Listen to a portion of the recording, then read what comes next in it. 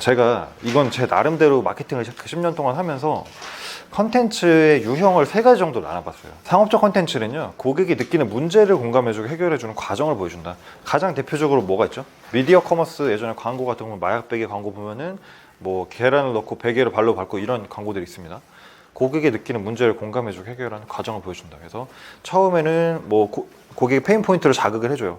너 아직도 이런 문제를 가지고 있니? 그냥 놔두면 더 안 좋아질 거야. 우리가 그걸 해결해 줄게 라고 하는 형태로 풀어가는 형태라고 할 수가 있겠네요. 혹시 차량의 상처를 이렇게 방치해두고 계신가요? 여름철에 장마철 지나면 부식되고 녹이 슬면 문제가 더 커질 수 있습니다. 약간 위기를 고조하는 거죠. 그 다음에 이미 저희는 이런 사례 수백 건의 진행 경험을 가지고 있습니다. 그래서 여기서 한 번 더 30분이면 끝납니다. 부담 없이 연락 주세요. 이런 형태로 보통 많이 보셨던 컨텐츠 유형일 거예요.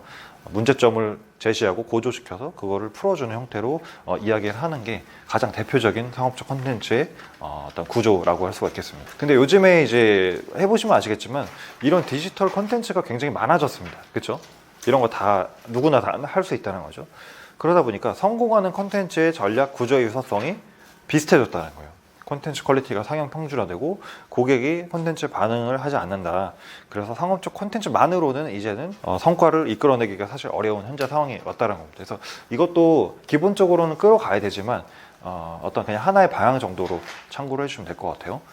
그래서 그 다음에 나오는 게 이제 진정성 콘텐츠라고 제가 이름을 붙여봤는데, 예전에는 이 왼쪽에 보시던 화면과 같이 어떤 우리가 홈페이지를 만든다, 블로그를 한다라고 하면은 완전히 정제된, 완전히 말끔하게 정제된 아웃풋만을 보여주려고 했었습니다. 하지만 최근에 어떤 콘텐츠 흐름은 이 문제를 풀어가는 과정을 조금 더 보여주는 거에 집중이 되어 있어요.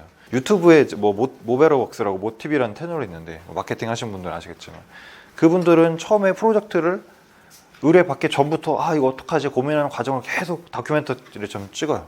그럼 그 과정에 사람들이 공감을 하고 끝내 결과물이 완성이 되었을 때 그래 고생했어, 마치 내가 그 과정을 함께한 것 같은 그런 느낌을 받을 수가 있다는 겁니다.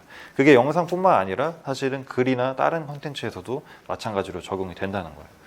그래서 진정성 콘텐츠의 첫 번째 특징은 우리가 멋지게 해낸 일이 아닌 그 일하는 사람의 이야기를 들려준다는 거예요. 지금 하고 있는 일을 왜 시작했고 어떻게 하고 있고 앞으로 어떤 계획을 가지고 있는지 이런 것들을 보여준다는 거죠.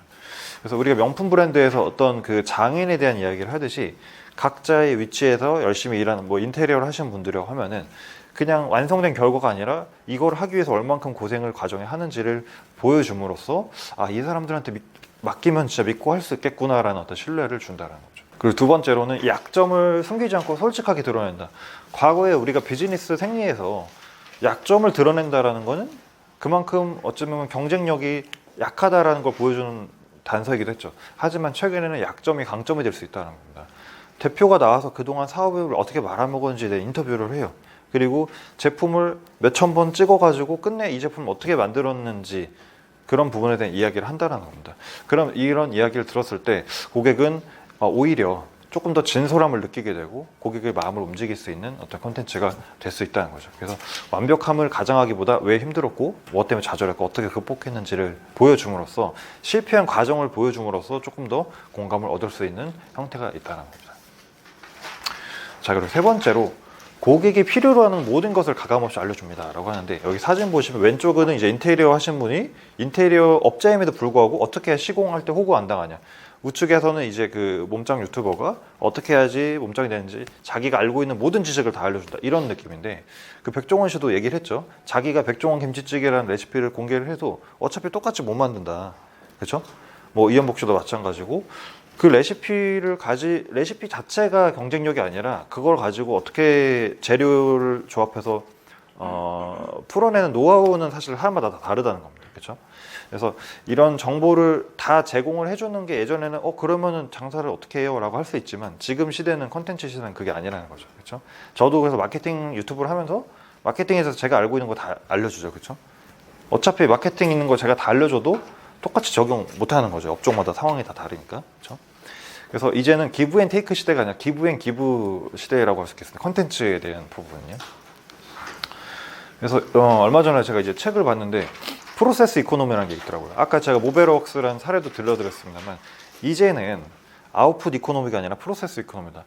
이 과정을 보여주는 것 자체가 컨텐츠가 될 수 있고 그게 경쟁력이 될 수 있다. 그래서 컨텐츠를 꾸리실 때 결국 잘 나온 사진, 잘 나온 글 이것만 보여주려고 하면은 몇 달 하기가 힘듭니다. 그렇죠? 근데 저희가 제품을 만약에 내년에 나올 제품이 있는데 그거를 개발하기 위해서 지금 어떤 컨셉을 짜고 있고 어떤 마케팅 전략을 짜고 있고 이 과정을 계속 쓰는 거예요. 그 과정을 씀으로 인해서 이미 거기에서 동기화된 고객을 끌어들이고 나중에 그 판매를 할 수가 있다는 거죠. 원래 저희가 비즈니스 할 때 정석은 제품을 만들어 놓고 펜을 갖다 붙이는 형태였어요. 그렇죠?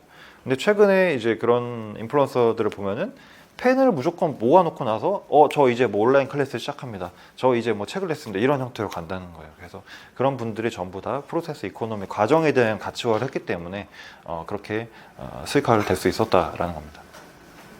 자, 그리고 세 번째 트랙입니다. 유저 콘텐츠인데요. 앞에서 저희가 1번, 2번 보여드렸던 거는 어찌됐든 간에 브랜드에서 발행한 거예요. 그렇죠? 근데 제가 말씀드렸죠. 브랜드의 활동에 고객에는 사실 관심이 없습니다. 왜냐면 브랜드가 너무 많거든요. 그래서 이제는 사람들이 신뢰하는 거는 오직 같은 사용자의 말, 같은 사용자의 후기를 좀 신뢰를 하게 되는데 저 같은 경우에도 뭐 영상에서도 얘기했지만 스마트 스토어에 들어가서 이 제품이 좋은지 안 좋은지 평가를 할 때 별점 낮은 순으로 눌러봐요. 왜 불만족했는가? 무조건 경쟁사에서 막 억지로 막 1점 주고 이런 거 말고 실제 이 제품에 어떤 문제가 있을까라는 걸 보기 위해서는 별점 낮은 순으로 본다는 겁니다. 그러면 사람들이 딱 봤을 때 일단 리뷰가 있냐 없냐도 중요하지만 만족한 사람들은 어떤 포인트로 만족하고 불만족한 사람은 어떤 포인트로 불만족하는지에 대한 식별을 원하는 거겠죠. 그래서 유저 리뷰를 잘 이제 준비를 해야 되는 시대에 왔고 최근에는 인터넷 쇼핑몰에서도 리뷰를 좀 잘 활용할 수 있는 솔루션, 예를 들어서 스마트 스토어에 쌓인 리뷰를 자사몰에 끌어다가 쓸 수 있는 어떤 솔루션이라든지 그 리뷰에 대한 조작을 막기 위해서 이용하는 솔루션이라든지 여러 댓글 솔루션이 많더라고요. 그렇죠? 그리고 우측에 있는 보시는 사진이 올리브영 매장에서 유저가 화장품을 직접 구매하기 전에 예전에는 여기 일하시는 점원한테 이거 어때요? 이렇게 물어본다든지 이렇게 했는데 이제는 그 자리에서 올리브영 자사몰에 똑같은 제품 페이지 들어가서 리뷰 보고서 이거 살까 말까 해서 산다라는 거죠. 그래서 옴니채널 마케팅의 결로서도 유저 리뷰가 좀 역할을 하고 있다라고 할 수가 있겠습니다.